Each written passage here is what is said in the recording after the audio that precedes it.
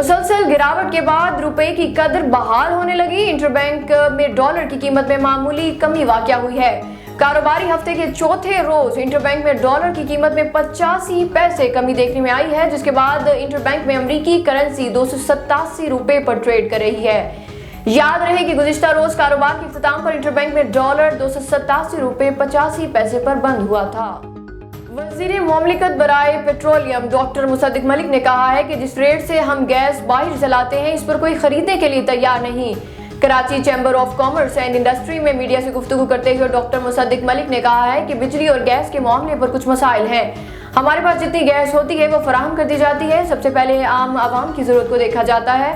वज़ीर मुमलिकत बराए पेट्रोलियम ने कहा है कि वज़ीर-ए-आज़म का हुक्म है कि सबसे पहले हक गरीबों का है, पहले इनको फराहम हो। सबसे ज्यादा गैस डोमेस्टिक के लिए इस्तेमाल होती है, इसके बाद इंडस्ट्री के लिए। ताजरों का ज्यादा मसला भी इंडस्ट्री को गैस फराहमी के हवाले से है।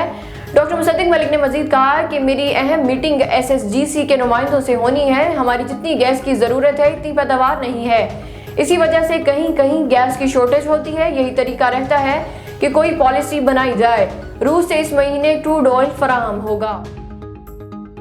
Oil and gas regulatory authority OGRA ने रुपए की कदर में कमी के बायस ऑयल कंपनियों को होने वाले नुकसान की तफसील मांग ली। ओगरा ने ऑयल कंपनियों से गुज़िश्ता 6 माह की तफसीलात मांगी हैं। ओगरा की जानिब से ऑयल मार्केटिंग कंपनियों को 2 हफ्तों में नुकसान की तफसीलात जमा करवाने का कहा गया है। ज़राए के मुताबिक ओगरा का कहना है कि कंपनियों की दरामदी कीमत आलमी सतह पर तेल की कीमत के मुताबिक होनी चाहिए।